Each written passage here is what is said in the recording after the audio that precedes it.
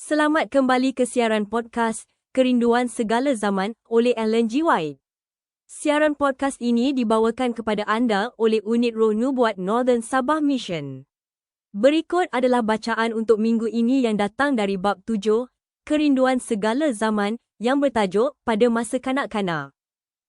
Pada masa kanak-kanak dan masa muda, Yesus tinggal di sebuah kampung pegunungan yang kecil. Tiada tempat di dunia ini yang tidak dapat dipermuliakan oleh hadiratnya. Istana raja-raja sebenarnya akan merasa beroleh kehormatan untuk menerima dia sebagai seorang tamu. Akan tetapi, ia melewati saja rumah orang-orang kaya, istana-istana kerajaan, dan pusat-pusat ilmu pengetahuan yang termasyur untuk tinggal di Nazaret, yang tidak terkenal serta yang dihinakan orang itu. Sungguh ajaib arti riwayat singkat tentang hidupnya semasa kanak-kanak.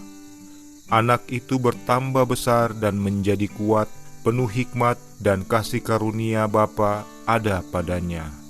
Dalam sinar wajah Bapanya, Yesus makin bertambah hikmatnya dan besarnya dan makin dikasihi oleh Bapa dan manusia. Pikirannya giat dan tajam, dengan kecerdasan otak dan akal budi yang jauh melampaui usianya. Namun tabiatnya baik sekali dalam keselarasannya.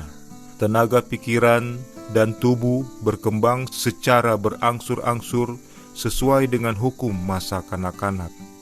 Selaku seorang anak, Yesus menunjukkan suatu keindahan tabiat yang istimewa.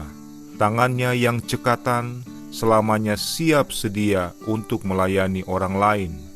Ia menunjukkan kesabaran yang tidak dapat diganggu oleh barang sesuatu pun, dan keteguhan dalam kebenaran yang tidak sudi mengorbankan kejujuran.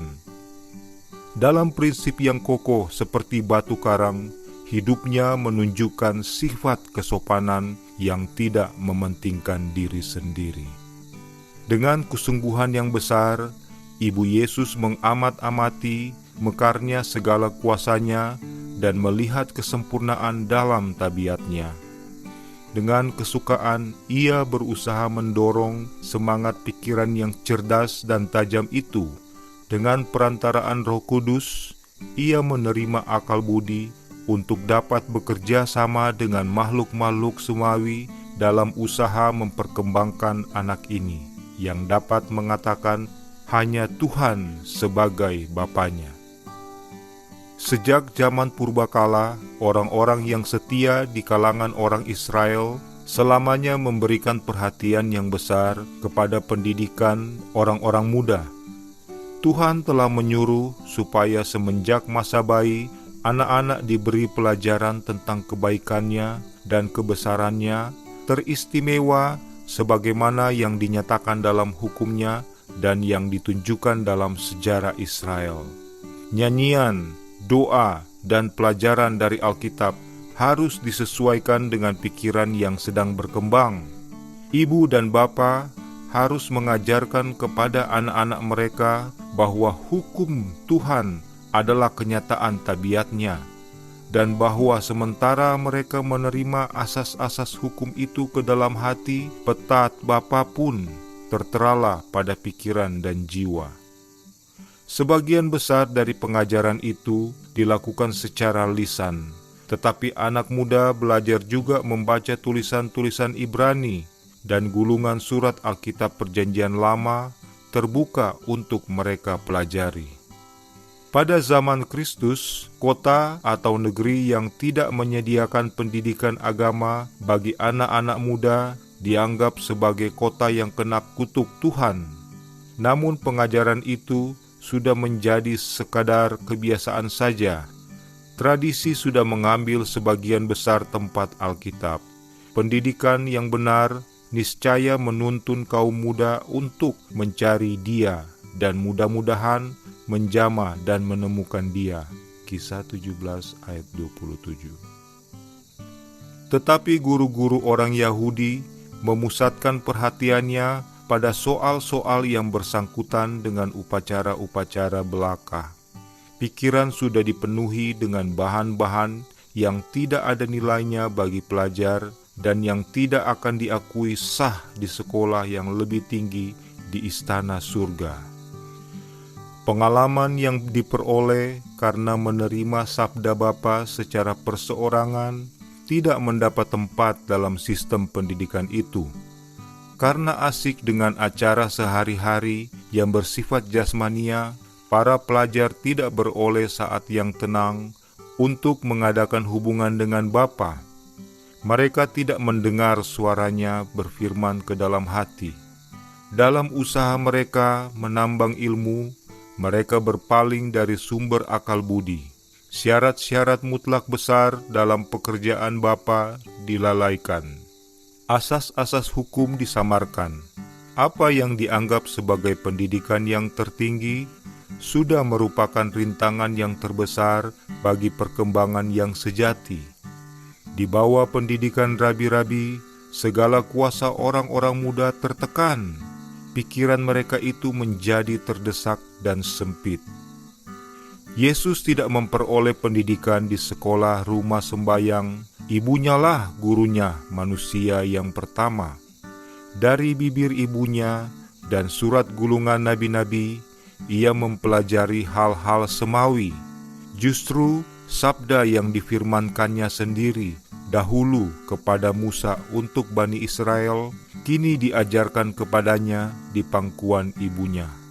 Ketika ia meningkat dari masa kanak-kanak ke masa muda, ia tidak berusaha belajar di sekolah rabi-rabi.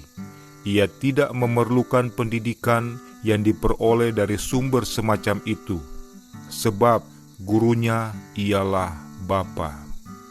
Pertanyaan yang ditanyakan ketika juru selamat bekerja di dunia ini dahulu, bagaimanakah orang ini mempunyai pengetahuan demikian tanpa belajar?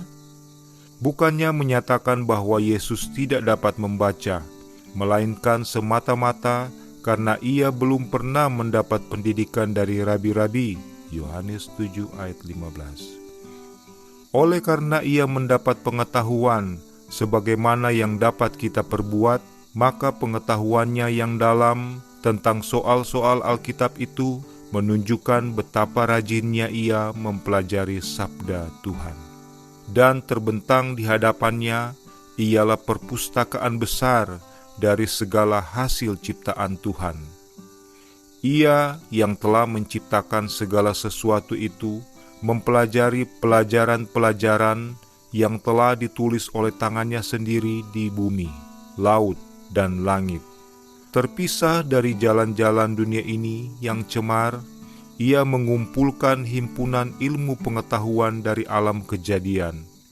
Ia mempelajari hidup tumbuh-tumbuhan, binatang, dan hidup manusia. Sejak kecilnya, ia digenggam oleh satu maksud. Ia hidup untuk mendatangkan berkat kepada orang-orang lain. Untuk maksud ini, ia mendapat sumber dalam alam kejadian. Pendapat-pendapat baru tentang berbagai cara dan ikhtiar terkilas dalam pikirannya. Sementara ia mempelajari hidup tumbuh-tumbuhan dan hidup binatang-binatang, selalu ia berusaha menarik dari benda-benda yang dapat dilihat contoh-contoh hiasan yang dengan itu ia dapat mengajarkan firman Bapa yang hidup. Perumpamaan-perumpamaan digunakannya untuk memberikan pelajaran-pelajarannya tentang kebenaran selama masa kerjanya, menunjukkan betapa rohnya terbuka terhadap pengaruh alam kejadian, dan sebagaimana ia telah mengumpulkan pengajaran kerohanian dari segala suasana yang di sekeliling hidupnya sehari-hari. Demikianlah bagi Yesus, arti sabda dan segala benda ciptaan Tuhan terbuka, sedang ia mencoba mengetahui sebab musabab dari segala sesuatu.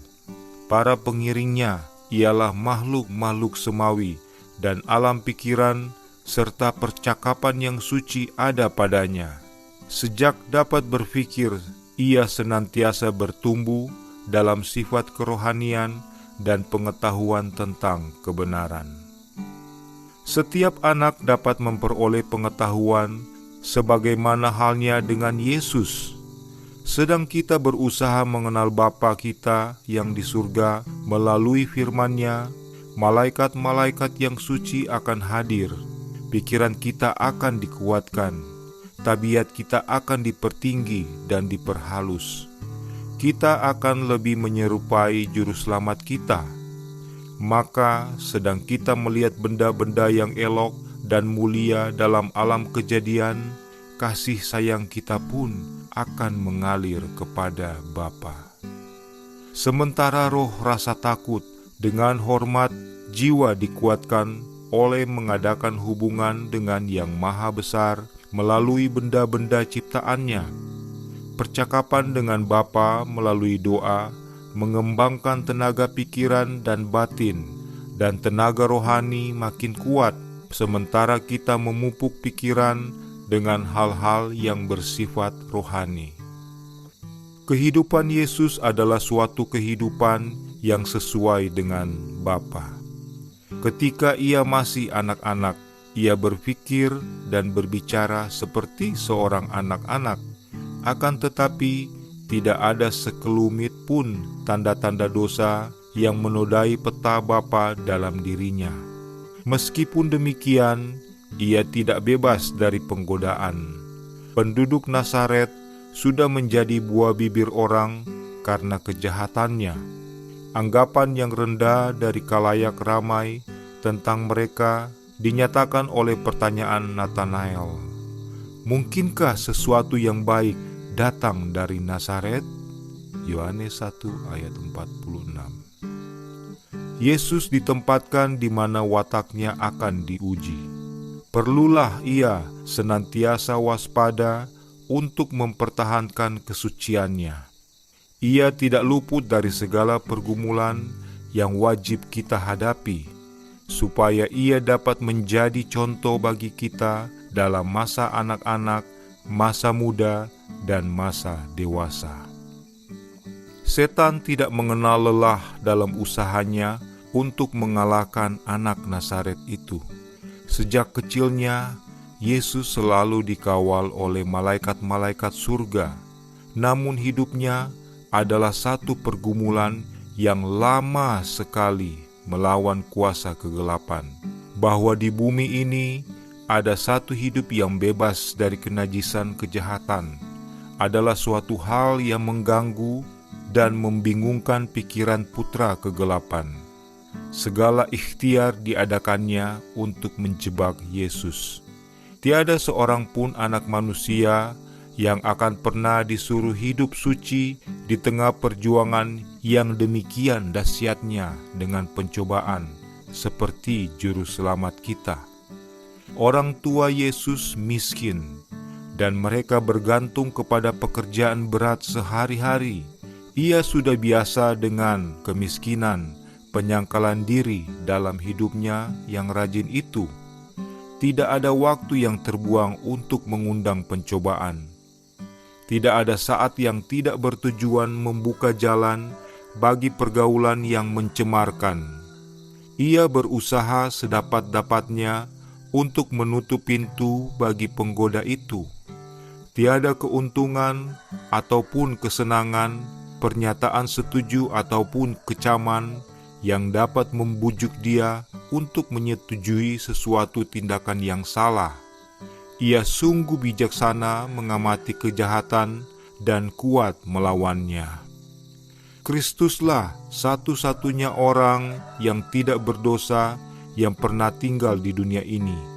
Namun, hampir 30 tahun lamanya, ia hidup di antara penduduk Nazaret yang jahat. Kenyataan ini merupakan suatu teguran bagi orang-orang yang mengira bahwa mereka bergantung pada tempat, nasib, atau kemakmuran agar dapat hidup dengan tiada bercacat. Pencobaan, kemiskinan, kemelaratan justru merupakan disiplin yang diperlukan untuk mengembangkan kesucian dan keteguhan. Yesus tinggal dalam rumah tangga petani dan dengan setia serta riang gembira turut memikul segala tanggungan rumah tangga. Dahulu ialah pemerintah surga, dan malaikat-malaikat dengan gembira melaksanakan segala perintahnya. Kini ia menjadi seorang hamba yang sukarela, seorang anak pengasih dan penurut. Ia belajar bertukang kayu, dan dengan tangannya sendiri ia bekerja di bengkel pertukangan bersama Yusuf. Dengan pakaian yang serba sederhana, seperti yang dipakai oleh orang pekerja biasa, ia menjalani jalan-jalan kota kecil itu, pergi dan pulang dari pekerjaannya yang sederhana itu. Ia tidak menggunakan kuasa ilahinya untuk mengurangi bebannya atau meringankan pekerjaannya. Sementara Yesus bekerja pada masa kanak-kanak dan masa muda, pikiran dan tubuhnya berkembang. Ia tidak menggunakan tenaga tubuhnya dengan serampangan, melainkan dengan saksama sehingga tetap berada dalam keadaan sehat, supaya ia dapat melakukan pekerjaan yang sebaik-baiknya dalam segala hal. Ia tidak mau sembrono dalam menggunakan alat pertukangan sekalipun. Ia sempurna sebagai seorang pekerja, sebagaimana ia sempurna dalam tabiat. Dengan teladan yang diberikannya itu, ia mengajarkan bahwa adalah kewajiban kita untuk menjadi rajin, bahwa pekerjaan kita haruslah dilakukan dengan tepat dan seksama, dan bahwa pekerjaan yang demikian itu mulia adanya. Pergerakan badan yang mengajar tangan supaya berguna dan melatih orang muda supaya turut memikul beban kehidupan, memberikan kekuatan tubuh, serta mengembangkan setiap tenaga. Semuanya harus mencari sesuatu untuk dilakukan yang akan berfaedah bagi dirinya sendiri dan menjadi pertolongan bagi orang lain. Bapa telah menentukan pekerjaan sebagai suatu berkat, dan hanyalah pekerja yang rajin yang mendapat kemuliaan dan kegembiraan hidup sejati. Keridlaan Bapa diberikan hingga dengan jaminan kasih atas anak dan orang muda yang dengan sukaria turut memikul kewajiban rumah tangga, menolong ibu dan bapa dalam tanggungannya. Anak-anak yang begitu akan pergi keluar dari lingkungan rumah tangga dan kemudian menjadi anggota masyarakat yang berguna. Selama hidupnya di dunia, Yesus adalah seorang pekerja yang tekun dan setia. Ia mengharapkan banyak, sebab itu ia pun berusaha banyak. Setelah ia mulai bekerja sebagai guru, ia berfirman, "Kita harus mengerjakan pekerjaan Dia yang mengutus aku selagi masih siang. Akan datang malam, di mana tidak ada seorang pun yang dapat bekerja." Yohanes 9 ayat 4. Yesus tidak segan menghadapi kesusahan dan kewajiban, sebagaimana yang dibuat oleh banyak orang yang mengaku sebagai pengikutnya. Adalah sebab mereka berusaha menghindari disiplin ini, maka banyak yang lemah dan tidak cakap. Mungkin mereka memiliki sifat tabiat yang bagus dan menarik hati, namun mereka lemah dan hampir tidak berguna apabila kesukaran harus dihadapi atau rintangan harus dilalui. Ketegasan dan tenaga, keteguhan serta kekuatan watak seperti yang dinyatakan dalam diri Kristus harus dipertumbuhkan dalam diri kita dengan jalan disiplin yang ditanggungnya itu juga, dan rahmat yang diterimanya itu adalah untuk kita. Selama ia hidup di antara manusia, Juru Selamat kita turut menanggung nasib fakir miskin. Oleh pengalaman, ia mengetahui keluh kesah dan kesukaran mereka itu, maka ia dapatlah menghibur dan memberanikan hati segala pekerja yang hina. Orang-orang yang mengerti benar-benar akan pengajaran hidupnya tidak pernah akan merasa bahwa sesuatu perbedaan harus diadakan antara golongan-golongan, bahwa para hartawan harus dihormati melebihi orang miskin. Yesus bekerja dengan gembira dan bijaksana. Perlulah banyak kesabaran dan kerohanian untuk dapat membawa agama Alkitab ke dalam kehidupan di rumah tangga dan ke dalam tempat pekerjaan, menanggulangi tekanan perusahaan duniawi, namun tetap memelihara tujuan semata-mata hendak memuliakan Tuhan. Disinilah Yesus merupakan seorang penolong. Ia tidak pernah begitu sibuk dengan urusan duniawi, sehingga tidak ada lagi waktu atau pikiran untuk hal-hal surga. Kerap kali ia menyatakan kesukaan hatinya oleh menyanyikan mazmur dan nyanyian surga.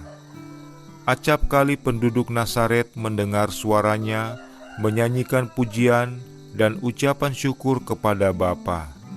Ia mengadakan hubungannya dengan surga dalam nyanyian, dan apabila kawan-kawannya mengeluh karena lelah dari pekerjaan, mereka itu diriangkan oleh nyanyian yang merdu dari bibirnya.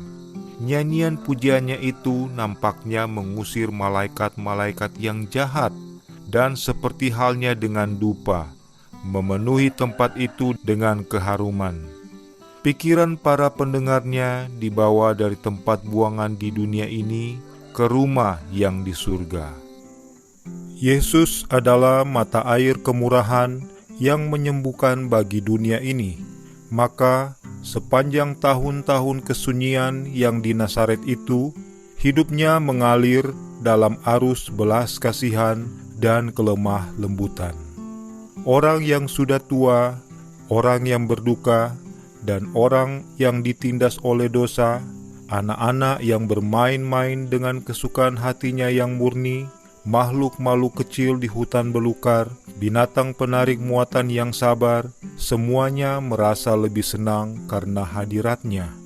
Ia yang firman kekuasaannya menyokong segala dunia, mau membungkuk untuk menolong seekor burung yang terkena luka.